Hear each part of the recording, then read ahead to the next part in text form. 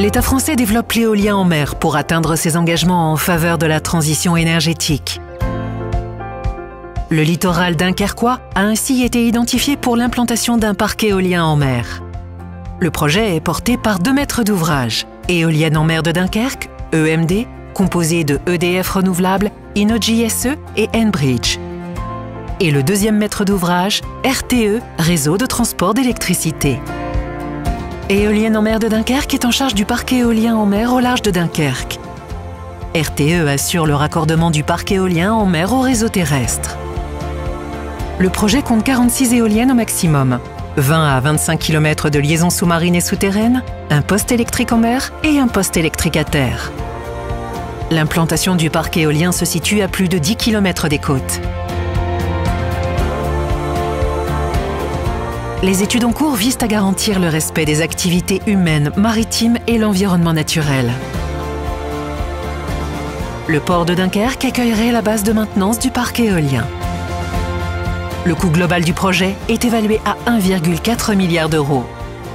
La mise en service est prévue pour 2027 pour une durée d'exploitation de 30 ans.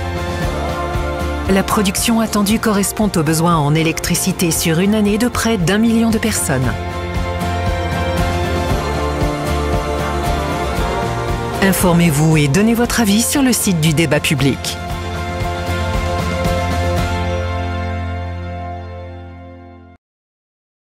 Bonjour à toutes et tous, je suis Maxime Planck et je suis chef de projet chez EDF Renouvelables qui porte le projet de parc éolien en mer de Dunkerque que je vais vous présenter aujourd'hui. Donc, je vais vous partager une présentation qui va me permettre de vous présenter dans un premier temps le projet de parc éolien et dans un deuxième temps les compétences et métiers auxquels on fait appel pour ce type de projet. Voilà la présentation qui s'affiche. Donc le contexte du projet. Aujourd'hui, l'éolien en mer est encore à ses débuts en France puisqu'il n'y a aucun parc éolien en mer construit en France. En revanche, il y a déjà différentes zones qui ont été attribuées par l'État par des appels d'offres. Et il y a notamment en Atlantique Nord un premier projet en construction à Saint-Nazaire. Dunkerque est considéré comme le 7e projet français, celui qui est aujourd'hui à un stade le moins avancé, puisque l'appel d'offres a été attribué en 2019. Donc on est encore au tout début de la phase de développement de ce projet de Dunkerque, mais on voit que la filière de l'éolien en mer se constitue avec ces différents projets sur l'ensemble du littoral français. Si on regarde le projet de parc éolien en mer de Dunkerque, il est porté aujourd'hui par 2 maîtres d'ouvrage, par 2 porteurs du projet. D'un côté gauche, on va avoir le maître d'ouvrage qui aura la charge de construire le parc éolien en mer.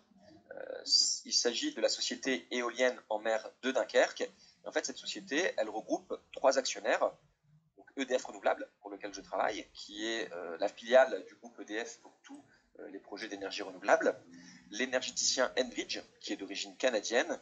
Et enfin, l'énergéticien Innogy, qui est d'origine allemande et qui a notamment une grande expérience dans l'éolien en mer, puisqu'il possède plusieurs parcs en exploitation au Royaume-Uni. Le second maître d'ouvrage, RTE, on voit à droite, sera en charge du raccordement du parc éolien en mer, puisque l'électricité qu'on va produire en mer, il faut ensuite l'acheminer sur le continent pour qu'elle puisse être consommée. Et donc c'est le rôle de RTE de construire ce raccordement entre le parc en mer et le réseau électrique à terre. Ce projet, où il se situe? Donc, il se situe sur une zone au large de Dunkerque, le long de la frontière belge, et on le voit ici, il se situe à la base sur une zone que l'État a proposée en appel d'offres, qui était une zone relativement grande, de 75 km², et nous, dans le cadre de notre réponse à l'appel d'offres, on a proposé un parc qui réduit d'1 tiers cette zone, donc qui fait 50 km². On se situe au large de Dunkerque, comme je disais, à 10 km, voire à certains endroits 11 km des côtes, sachant que la zone de l'appel d'offres nous permettait d'être à 9 km. On a souhaité reculer les premières éoliennes pour des raisons d'impact visuel notamment. Et enfin, le tracé du raccordement qui sera visible sur la zone ici en violet, donc comme je disais tout à l'heure, qui doit permettre de faire passer le câble qui relie le parc éolien au réseau électrique à terre.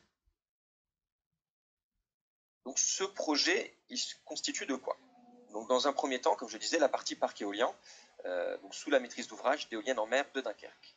On y retrouve évidemment des éoliennes, donc c'est au niveau de la lettre A ici, nous avons des éoliennes, donc c'est des éoliennes en mer, c'est-à-dire que c'est le même fonctionnement qu'une éolienne à terre, mais avec des dimensions plus grandes, puisqu'en mer, on va aller chercher des vents qui sont plus réguliers, qui sont plus soutenus, et donc qui permettent de produire plus d'électricité qu'une éolienne à terre. Ces éoliennes, on va en installer 46 au maximum, on pourra en avoir moins, tout dépend de la puissance de chacune. Elles sont installées sur des fondations qu'on appelle monopieux, donc ici symbolisées par la lettre P. Donc, ces monopieux, comme le nom l'indique, sont des grands pieux en acier qu'on vient ficher dans le sol et sur lesquels on va ensuite venir installer l'éolienne. La fondation monopieux, c'est le type de fondation qui est le plus utilisé pour les éoliennes en mer dans le monde. Ensuite, avec la lettre C ici, sont symbolisés des câbles interéoliennes. Donc, comme le nom l'indique, ces câbles ont pour but de relier toutes les éoliennes entre elles par petites grappes et ensuite de faire converger ces grappes de câbles vers un poste électrique en mer, donc ici symbolisé par la lettre D. Et là, on passe sous la partie du projet qui est sous la maîtrise d'ouvrage de RTE, sous l'entreprise qui est chargée du raccordement. Et donc ce raccordement, il va consister en ce poste électrique en mer, ce câble qui part du poste électrique jusqu'au continent. Ici, une petite chambre d'atterrage, donc c'est une fonction technique pour passer de câbles sous-marins à des câbles souterrains. Et ensuite, un raccordement au réseau électrique existant pour que l'électricité puisse être diffusée sur l'ensemble du territoire. Un focus sur la base de maintenance qui va être installée sur le grand port maritime de Dunkerque, puisque pour exploiter le parc éolien en mer, une fois qu'il sera construit, il faut qu'on ait des équipes de techniciens des techniciens de maintenance qui se rendent tous les jours sur le parc éolien en mer pour aller faire la maintenance des éoliennes. Donc, il y a déjà une zone qui a été identifiée sur le grand port maritime de Dunkerque pour accueillir cette base de maintenance au niveau du quai des monitors. Donc on voit ici la petite carte.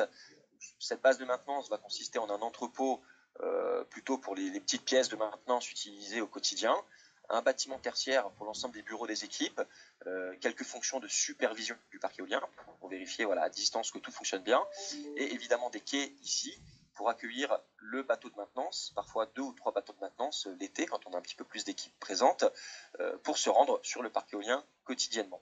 Donc là, si c'est une petite vue d'artiste, alors ce ne sera pas la base de maintenance du parc éolien de Dunkerque, mais voilà, c'est pour montrer un petit peu à quoi ressemble ce type de bâtiment qui sera installé, comme je disais, sur le port de Dunkerque. Le calendrier du projet. Donc je le disais tout à l'heure, le projet a vraiment démarré en 2019, en tout cas pour nous, lorsqu'on a été désigné lauréat de l'appel d'offres. Donc depuis, on est dans une phase de développement du projet, donc vraiment une phase amont du projet, lors de laquelle on va mener un certain nombre d'études environnementales, techniques, qui doivent nous permettre de constituer un dossier sur lequel on va s'appuyer pour faire les demandes d'autorisation du projet. Puisqu'aujourd'hui, le projet n'est pas encore autorisé, il faut obtenir un certain nombre d'autorisations, et donc c'est toute cette première phase qu'il va falloir mener. En parallèle de cette phase de développement, on va avoir différents événements liés à l'information et à la concertation avec le territoire et le public, et notamment le débat public qui a eu lieu en fin d'année dernière, auquel vous avez peut-être participé, qui s'est tenu de septembre à décembre, lors duquel un certain nombre de réunions se sont tenues pour présenter un très grand nombre de thématiques liées au projet. Tous ces éléments sont encore disponibles sur le site de débat public du projet, donc on pourra vous transmettre l'adresse pour que vous puissiez aller chercher des informations. Donc on continue cette phase de développement qui doit nous amener là, à la fin de l'année 2021, à déposer nos dossiers de demande d'autorisation. S'en suivra une phase d'instruction par les services de l'État, lors de laquelle aura notamment lieu une enquête publique qui devra avoir lieu aux alentours de l'été fin 2022. Suite à cela, on devrait obtenir les autorisations du projet et donc va s'en suivre une phase où on va décider des fournisseurs, des sous-traitants qui vont venir équiper le projet. Cette phase va durer entre 2 à 3 ans et ensuite ce sera la phase de réalisation du projet. Alors ici elle démarre relativement tôt en 2023 puisque RTE avec le raccordement envisage de commencer relativement tôt ses travaux, mais la partie parc éolien va réellement commencer en 2025 avec d'abord les travaux à terre, donc ça veut dire la fabrication des composants, la fabrication des éoliennes, la fabrication des fondations, la fabrication des câbles, qui va durer entre 1 an et 1 an et demi, et ensuite leur installation en mer. Donc installer tous ces composants en mer, pareil, cette phase devrait commencer en 2026 et durer entre 1 an et 1 an et demi. Ce qui nous amène ici à courant 2027 pour la fin du chantier et la mise en service complète du parc et la production d'électricité pour être amenée sur le réseau. Donc on voit qu'on est sur des temps relativement longs, c'est des projets industriels de grande ampleur, donc qui nécessitent des grands temps de développement, de conception et enfin de construction. Et une fois que le projet sera mis en service en 2027, on l'exploite pendant 30 années. fait quelques chiffres clés parmi ceux que je viens de vous citer. Donc, un projet situé à 10 km de la côte, voire 11 km en face des stations balnéaires, un nombre d'éoliennes de 46 au maximum, qui pourrait être un petit peu moins si on a des éoliennes plus puissantes, la liaison électrique qui permet d'amener le courant interne, donc qui fait entre 20 et 25 km. C'est plutôt des aspects techniques. Sur des aspects généraux, donc le coût total du projet, on ne l'a pas encore évoqué, donc estimé à 1,4 milliard d'euros, 1 milliard pour la partie parc éolien et 400 millions pour la partie raccordement. Je viens de le dire tout à l'heure, la mise en service est prévue pour 2027 et ce parc éolien a vocation à produire donc une électricité renouvelable pour l'équivalent d'1 million d'habitants. C'est ce que je disais tout à l'heure, c'est l'intérêt d'aller installer des éoliennes en mer, c'est qu'elles vont tourner plus longtemps qu'à terre. Sur le parc de Dunkerque, on estime qu'elles vont tourner 90% du temps, et donc ça nous permet de produire une quantité d'électricité très importante, équivalente à 1 million d'habitants. Donc voilà pour les grandes lignes du projet, et je vais vous faire maintenant un zoom sur les différents emplois, les métiers, les compétences auxquels on fait appel de manière générale pour des projets de parc éolien en mer, et donc en particulier pour celui de Dunkerque. Donc là à nouveau quelques éléments de contexte sur la filière de l'éolien en mer en France. Voilà, pour montrer qu'aujourd'hui, cette filière, même s'il n'y a pas encore de parc éolien en mer construit, certains sont en cours de construction, c'est déjà une réalité en termes d'emploi. Alors on voit qu'il y a un gros bassin d'emploi plutôt situé à l'ouest, au niveau de la Normandie, au niveau des Pays de la Loire, ce qui est assez logique puisque, comme je disais tout à l'heure, c'est là où se situent les premiers projets qui vont être construits en France, ici en Manche-Mer du Nord, ici en Atlantique Nord. Donc forcément, les premiers emplois qui sont créés sont dans ces régions. On voit que dans les Hauts-de-France, on commence aussi à avoir quelques emplois, et évidemment, le projet de parc éolien en mer de Dunkerque va être un véritable tremplin pour que la région et le territoire dunkerquois soient lui aussi dotés de ces compétences et de ces métiers liés à l'éolien en mer.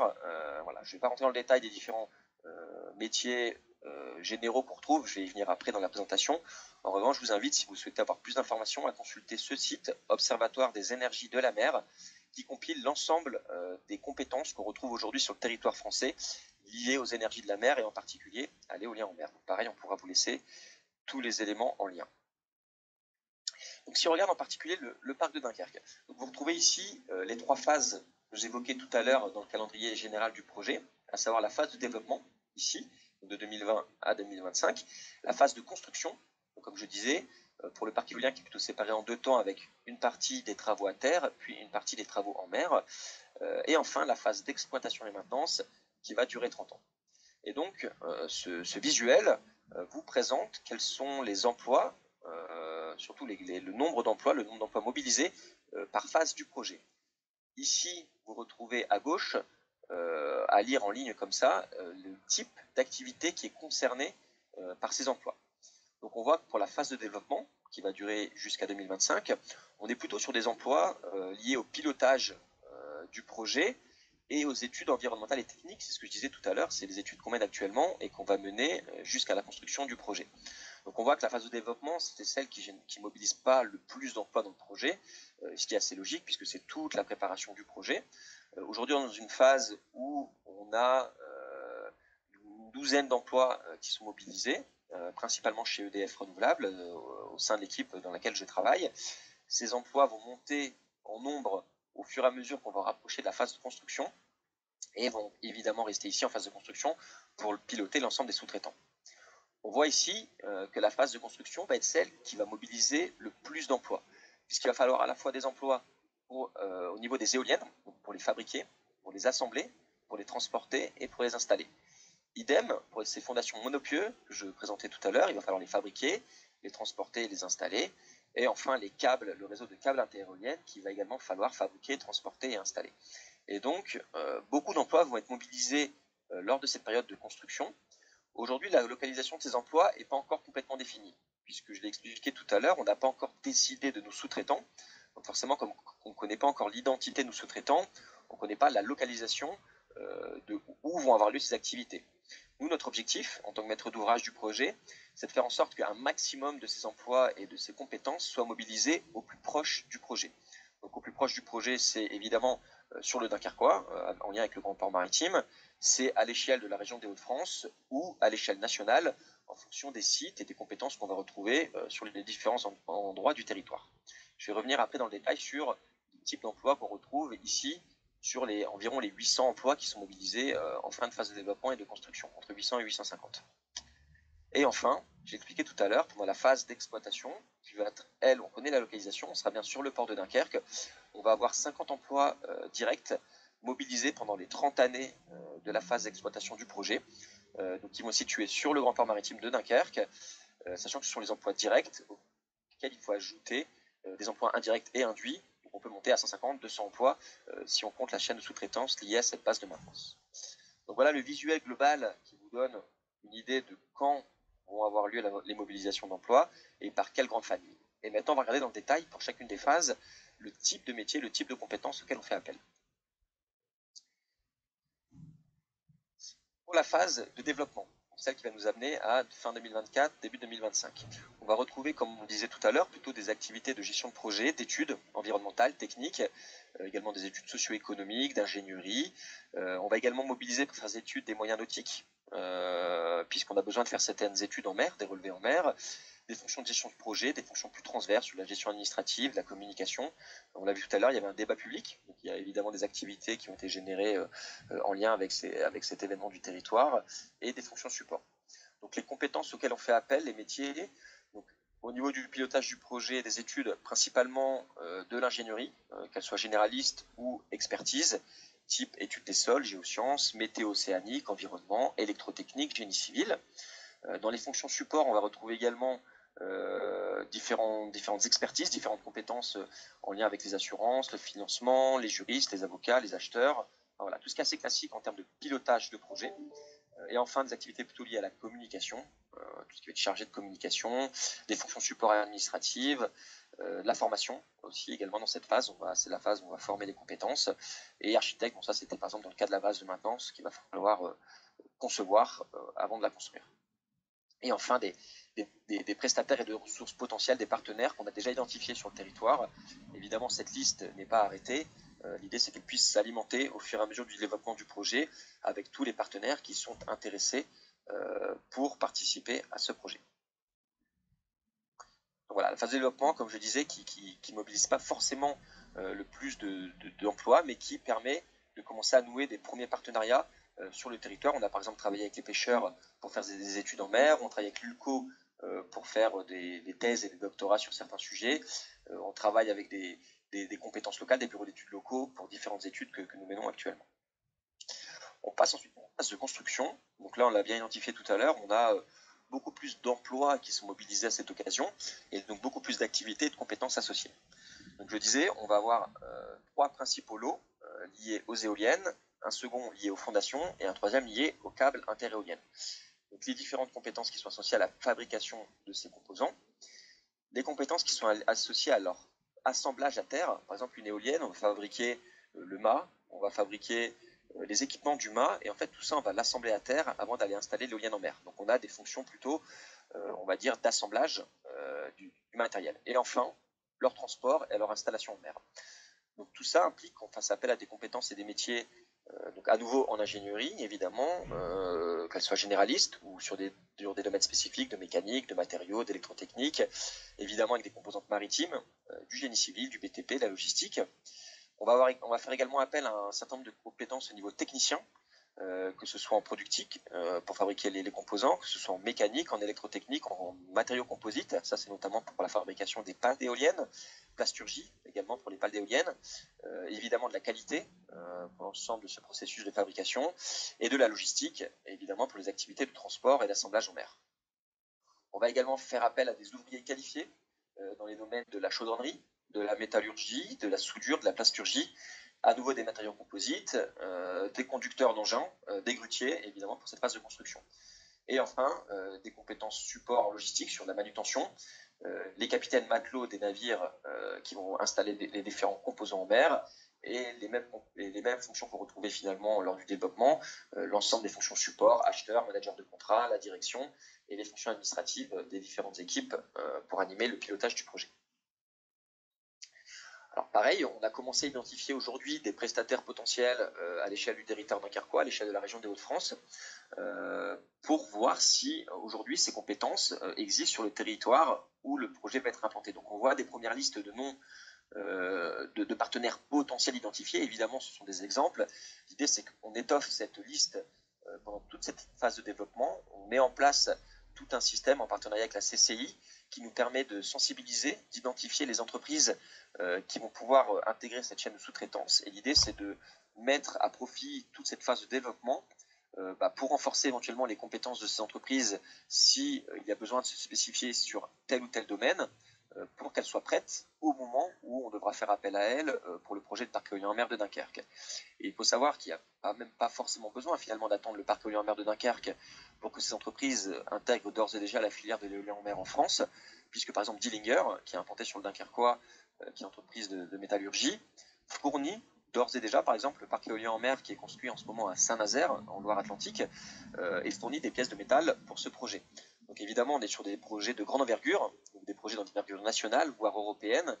Et aujourd'hui, une entreprise comme Dillinger réalise entre 10 et 15% de son chiffre d'affaires grâce à l'éolien en mer en France et en Europe du Nord. Puisqu'en Europe du Nord, il y a beaucoup de parcs en exploitation ou en construction.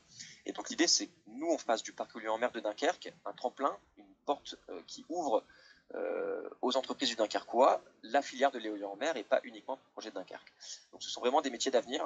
La filière de l'éolien en mer est vraiment en pleine expansion. Et donc c'est vraiment une chance que ce projet puisse ouvrir ses portes à l'ensemble de la filière. On passe maintenant à la base de maintenance. Donc on revient sur le même visuel que tout à l'heure, donc je ne vais pas m'étaler, mais pour rappel, donc c'est 30 années d'exploitation du parc éolien avec 50 emplois pérennes et locaux qui vont être constitués, 50 emplois directs auxquels on va pouvoir associer 150 emplois indirects liés à la chaîne de sous-traitance, de fourniture, de prestations et de matériel nécessaires à nos activités de maintenance. Il faut savoir que les activités de maintenance mobilisent principalement des techniciens de maintenance éoliens. C'est à peu près le même métier qu'on retrouve pour les techniciens de maintenance éolien terrestre, mais évidemment là avec une composante maritime, puisque ces techniciens ont vocation à aller sur le parc éolien en mer tous les jours, évidemment lorsque la météo le permet, pour aller faire la maintenance préventive des éoliennes, donc des gammes de maintenance sur les éoliennes, et parfois de la maintenance corrective lorsque des pannes sont décelées. Voilà, donc avec des gammes de maintenance sur toute l'année, avec des gammes de maintenance plus importantes l'été, puisque la météo sera plus clémente et donc il sera plus aisé d'aller faire cette maintenance sur les éoliennes. Et donc on vise l'été d'avoir des équipes un peu renforcées sur le temps de l'été pour faire des maintenances un peu plus poussées durant cette période. Et on retrouve également des fonctions de capitaine et de marins, de matelots à bord des navires qui transportent les équipes de maintenance.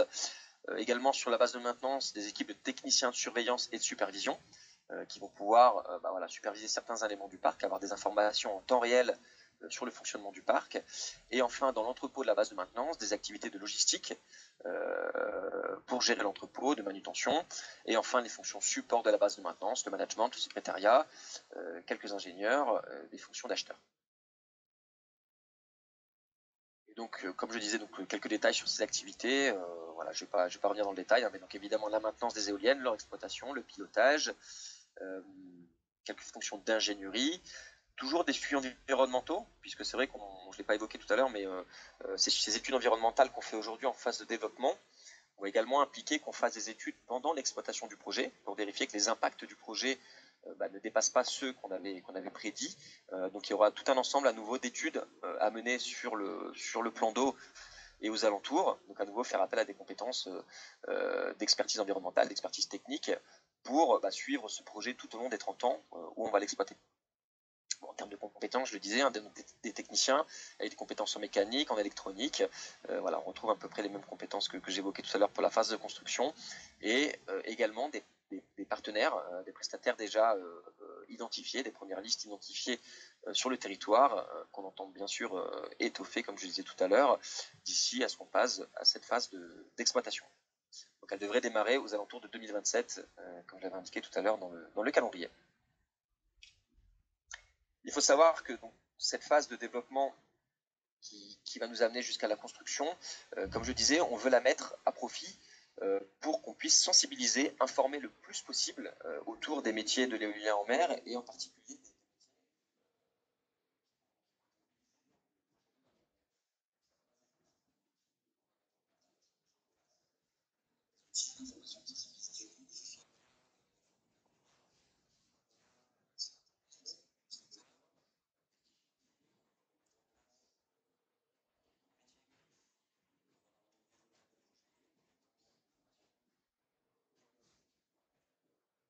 Il existe déjà évidemment des outils, on pourra vous laisser également l'adresse, il existe un annuaire des métiers et des compétences de l'éolien en mer qui avait été construit historiquement pour les projets en Normandie, qui pourrait être mis à jour pour le projet de parc éolien en mer de Dunkerque, mais qui donne déjà une bonne vision d'ensemble de tous les métiers d'un projet de parc éolien en mer par grande phase et les formations qui permettent d'arriver à ces métiers.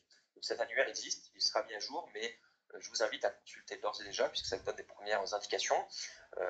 Cette sensibilisation passera également par des conférences, des séances d'information collective autour de l'éolien en mer et des compétences associées.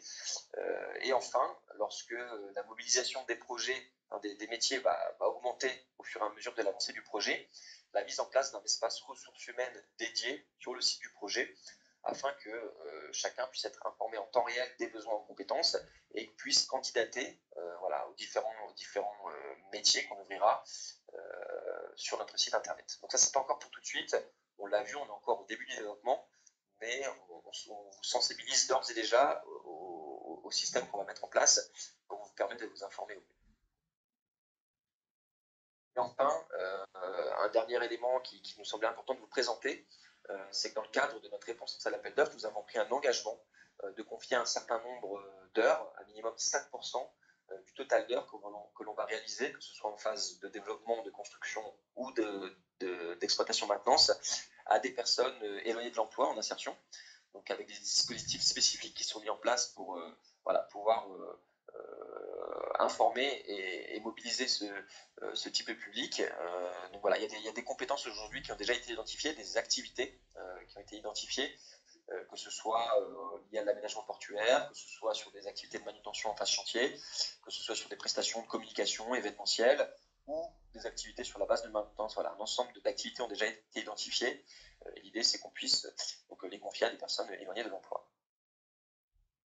Et donc voilà, j'en ai fini pour cette présentation. Et donc je suis à votre disposition pour répondre à l'ensemble des questions que cela pourrait amener. Et je vous remercie pour votre attention.